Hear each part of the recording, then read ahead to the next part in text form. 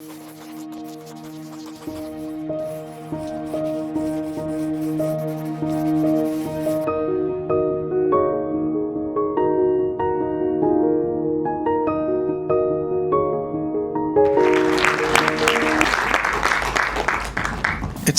indeed heartening to be talking to some scintillating minds of Jamnagar, a city which was earlier known as Nawa Nagar.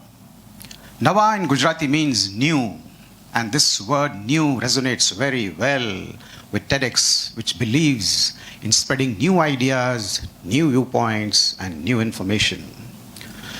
But in today's media-driven world, there is a deluge of information, and one has to really sift through large amount of information to get some useful information, which is called knowledge.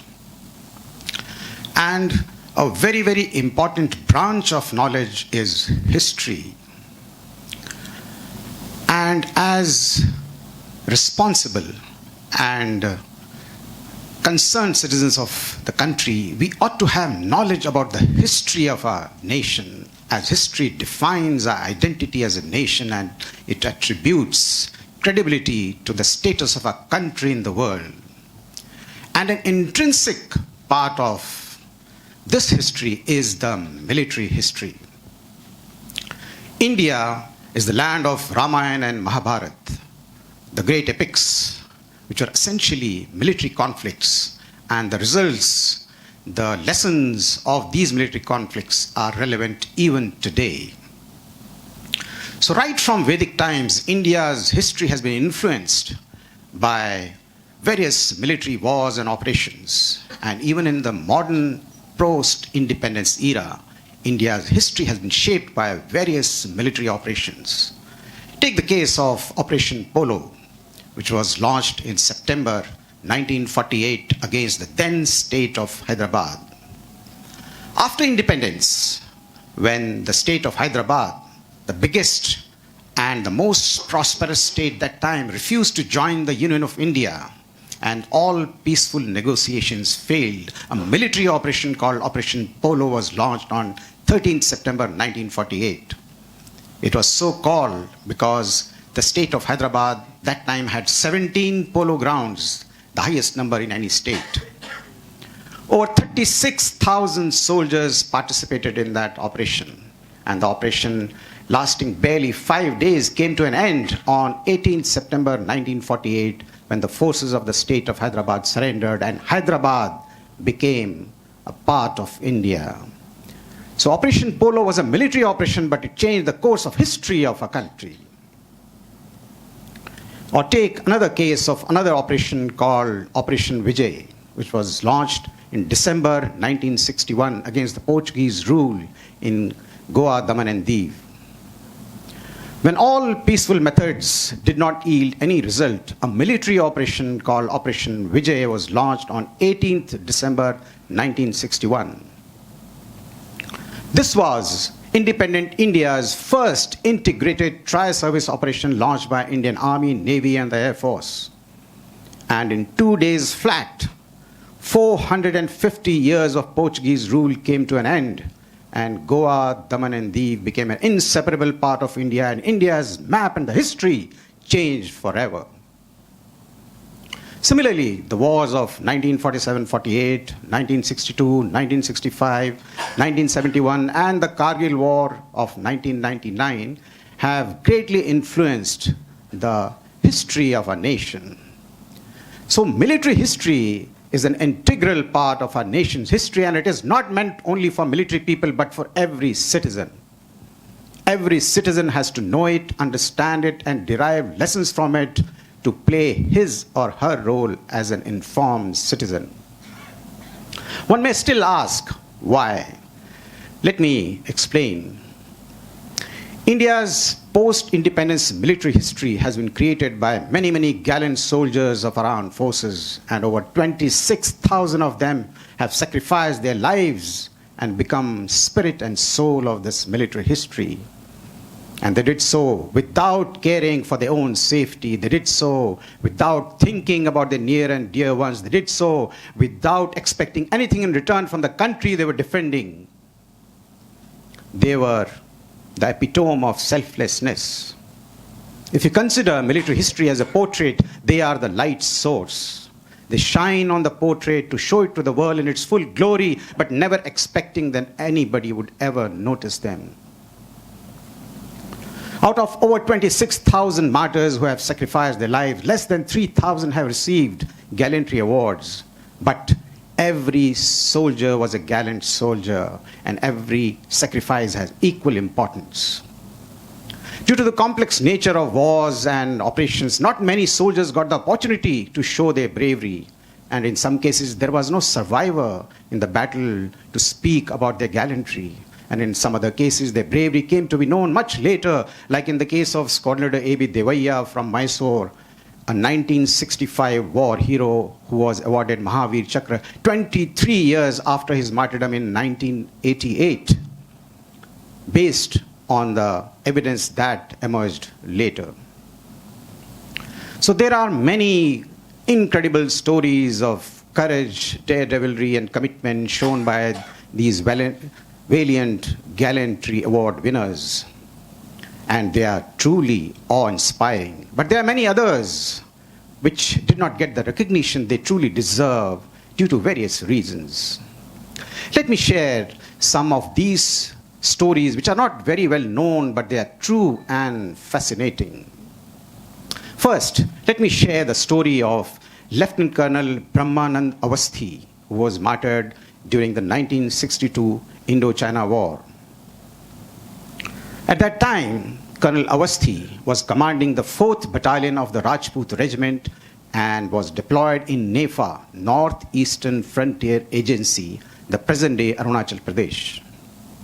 And on 23rd November 1962, Colonel Awasthi, along with his 200-odd soldiers, was moving to Lagela Gompa, a Buddhist monastery located on a mountain top overlooking Moshing Valley.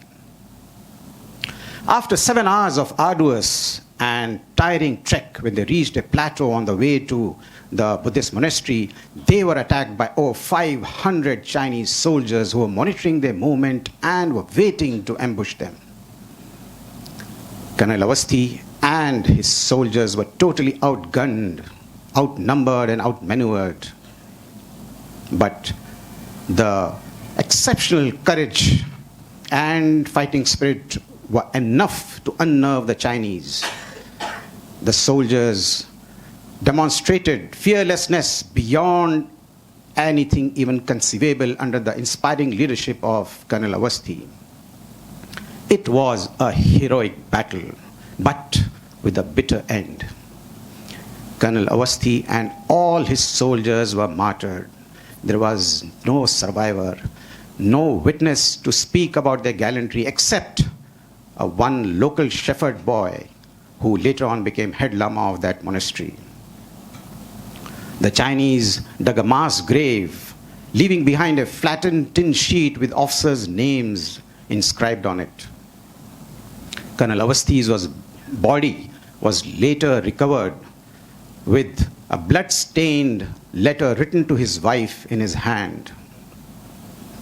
Colonel Awasthi is revered by locals even today and is remembered as Tiger Sahib, who fought like a tiger with the Chinese. Today, a war memorial stands there where, as per the last wish of his wife, Mrs. Sushila Awasthi, her ashes were sprinkled when she died 49 years after her husband had scripted an incredible story of gallantry. Let me share another story of Lance Naik Lakha Singh, who was martyred in the year 1965 during the Battle of Haji Pir Pass. The capture of Haji Pir Pass, 8 kilometers inside the ceasefire line, was India's first and biggest surgical strike way back in 1965. Indian Army had planned to attack and occupy Haji Pir Pass when it became one of the main infiltration routes to spark insurgency in Kashmir. Haji Pir Pass was flanked by 2 ridges, one on the eastern side and other on the western side. And the plan was to attack and occupy the ridges first, that is the shoulders of the pass first, and then attack the pass itself. 19th Punjab Battalion was given the responsibility to capture the eastern ridge. So during the Battle of Eastern Ridge, the Charlie Company of the 19th Punjab Battalion was given the responsibility to capture an important feature called point 8777. So during this battle for point 8777, last night Lakha Singh from Charlie Company ran out of his ammunition, but undeterred, he used his bayonet, the steel dagger attached to the rifle, to kill enemy soldiers. And even when that broke, he took off his helmet and started knocking the men out. Looking at the bravery of this young soldier, the Pakistani major who was defending the post gave orders to his soldiers not to shoot this brave young man, but his orders were lost in the din of the war. He was shot dead. This true story was told by Major Rizvi of Pakistan Army to Indian authorities during the exchange of bodies after the war. So that was Lance Naik Lakha Singh, indeed an indomitable warrior. Let me share another story of Battle of Nagi, fought during December 1971. Nagi is a small border village in Sri Ganganagar district of Rajasthan. Although the war of 1971 ended on 16 December when General Niazi surrendered along with his 93,000 soldiers, and the ceasefire came into effect on 17 December 1971, the Pakistani forces went ahead and occupied a high sand dune in the village Nagi as a prelude to coming further into Indian territory. This was a dangerous situation. 4th Para Battalion, along with the support of artillery and engineering company, was given the task to chase away these Pakistani forces. It was a very, very difficult task. The attack was launched on 17 December 1971, 10 days after the ceasefire had come into effect. It was a bloody battle. 4th Para Battalion faced very, very stiff resistance, and there were many casualties. But the soldiers fought like men possessed with exceptional grit and determination, and eventually the Indian flag was hoisted on 18th December 1971, and Nagi was saved. A total of 21 soldiers sacrificed their lives, including 3 brave officers, Major A.K. Kanal, Major Singh, and Second Lieutenant Dubbal. A Nagi War Memorial stands there today, which is revered by the locals and people of Rajasthan, who consider these soldiers as saviors of Nagi. So there are many, many incredible stories of military heroism that have fallen through the cracks and gone into oblivion.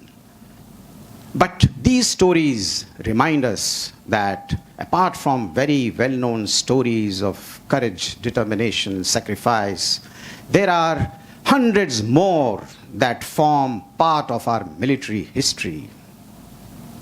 And these are not only true and fascinating stories, they are a treasure trove of knowledge that needs to be studied, analyzed, and learned from by the youth of this country.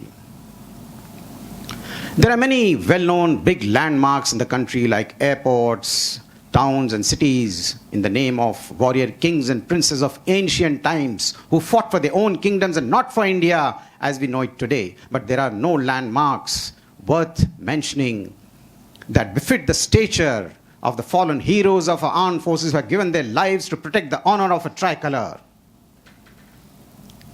Therefore, it's time now to acknowledge the contribution of these fallen heroes. It's time now to throw light on these light sources that shine on the portrait of our military history. It's time now to know more about them and the legacy they have left behind. It's time now to read the glorious pages they have added to the history of our country.